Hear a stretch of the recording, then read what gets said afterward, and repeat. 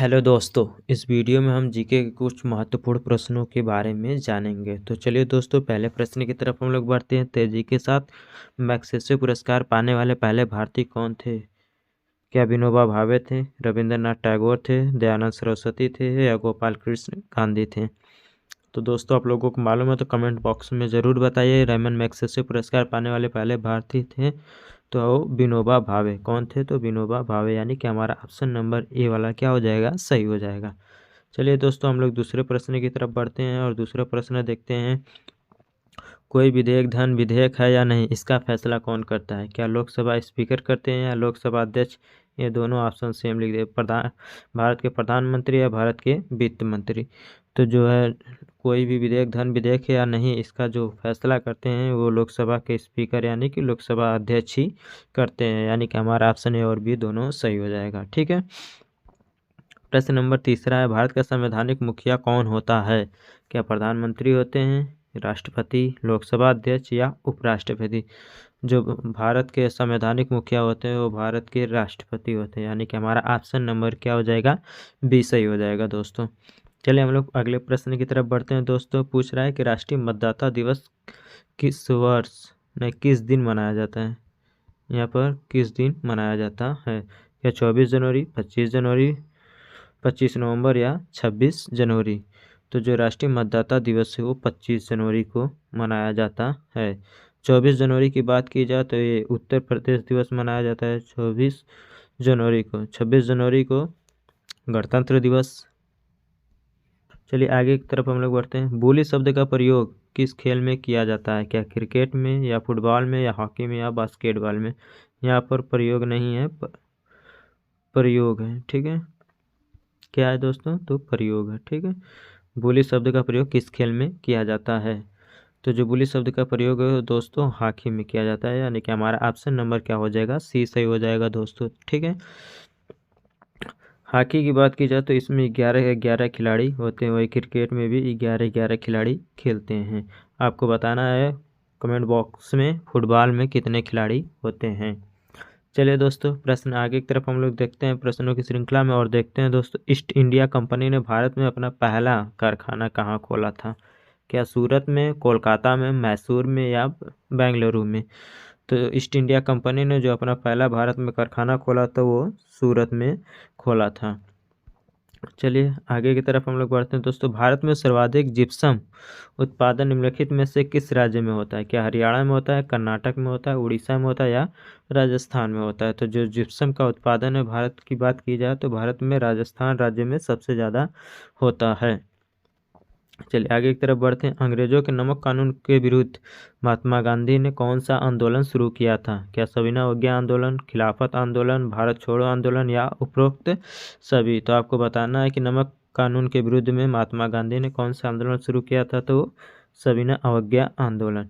कब शुरू किया था? तो 1930 में। कब? 1930 में। खिलाफत आंदोलन, भारत छोड़ो आंदोलन 1942 में।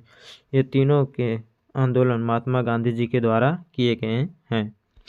चलिए आगे की तरफ बढ़ते, तंबाकू पर पूर्ण प्रतिबंध लगाने वाला विश्व का पहला देश कौन बन गया? क्या जापान, भूटान, अमेरिका या चीन? तो इसका जो सही जवाब हो जाएगा हमारा ऑप्शन नंबर डी वाला, क्या? भूटान सही हो जाएगा। भूटान देश ने भी अपने देश में तंबाकू पर पूर्ण रूप से प्रतिबंध लगा दिया है। चलिए हम लोग आगे की तरफ बढ़ते हैं। प्रश्न है, 1928 के बारदौली आंदोलन का नेतृत्व किसने किया था? क्या महात्मा गांधी ने, बाल गंगाधर तिलक ने, सरदार वल्लभ भाई पटेल ने या पंडित जवाहरलाल नेहरू ने? तो जो 1928 का बारदौली सत्याग्रह था उसका नेतृत्व सरदार वल्लभ भाई पटेल ने किया था, और यहीं पर इन महिलाओं ने सरदार वल्लभ भाई पटेल को लौह पुरुष की संज्ञा दी थी। ठीक है, लौह पुरुष की उपाधि यहीं पर मिला था बारदौली के सत्याग्रह में ही। चलिए आगे की तरफ हम लोग बढ़ते हैं। वेदों में सबसे प्राचीन वेद कौन सा है पूछ रहा है? तो ऋग्वेद है, सामवेद है, यजुर्वेद है, अथर्ववेद है। दोस्तों आपको बताना है कि वेदों में सबसे प्राचीन वेद कौन से? चलिए फटाफट बताइए दोस्तों।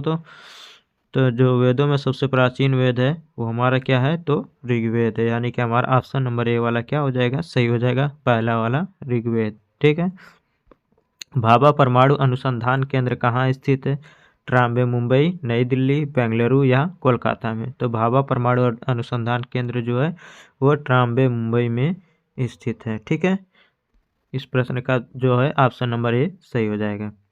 आर्य समाज की स्थापना कब की गई थी? क्या 1875 में, 1897 में, 1901 में या 1912 में? तो आर्य समाज की जो स्थापना है वो 1875 में किया गया था। आपको बताना है कि आर्य समाज की स्थापना किसने की थी, कमेंट बॉक्स में जरूर बताना दोस्तों। किस भारतीय एथलीट को उड़न परी के नाम से जाना जाता है या पुकारा जाता है? क्या हिमा दास को, मीराबाई चानू को, पीटी उषा को या इनमें से कोई नहीं? तो जो भारतीय एथलीट जो उड़न परी के नाम से जानी जाती हैं वो हैं पीटी उषा। ठीक है, चलिए। आगा खां का संबंध किस खेल से है? क्या क्रिकेट से है, जिम्नास्टिक से है, फुटबॉल से है या हॉकी से है? तो जो आगा खां का संबंध है वो हॉकी से। किससे? हॉकी से, यानी कि हमारा ऑप्शन नंबर आखिरी वाला डी वाला ऑप्शन सही हो जाएगा। ठीक है दोस्तों, पटना का प्राचीन नाम क्या था?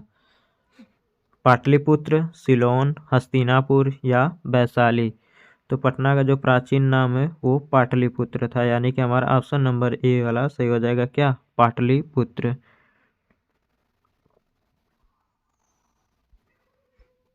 ऑस्कर पुरस्कार का संबंध किस क्षेत्र से है? क्या साहित्य के क्षेत्र में ऑस्कर पुरस्कार दिया जाता है या सिनेमा के क्षेत्र में या विज्ञान के क्षेत्र में या चिकित्सा के क्षेत्र में? तो जो ऑस्कर पुरस्कार है वो सिनेमा के क्षेत्र में दिया जाता है। चाइना मैन शब्द का प्रयोग किस खेल में होता है? क्या क्रिकेट में होता है, हॉकी में होता है, पोलो खेल में होता है या कबड्डी में होता है? तो चाइना मैन जो है वो क्रिकेट में शब्द प्रयोग होता है। चाइना मैन जो भारत के कुलदीप यादव जो क्रिकेटर हैं, बॉलर हैं, उनको चाइना मैन बॉलर कहा जाता है। ठीक है, कुलदीप यादव को चाइना मैन बॉलर के नाम से जाना जाता है। कथक किस राज्य का शास्त्रीय नृत्य है? क्या कर्नाटक का है, तमिलनाडु का है, उत्तर प्रदेश का है या हरियाणा का है? तो जो है कथक जो है हमारे उत्तर प्रदेश का शास्त्रीय नृत्य है। ठीक है, वही तमिलनाडु की बात की जाए तो यहाँ पर भी एक शास्त्रीय नृत्य है। कौन है? भरतनाट्यम। कौन है? तो भरतनाट्यम।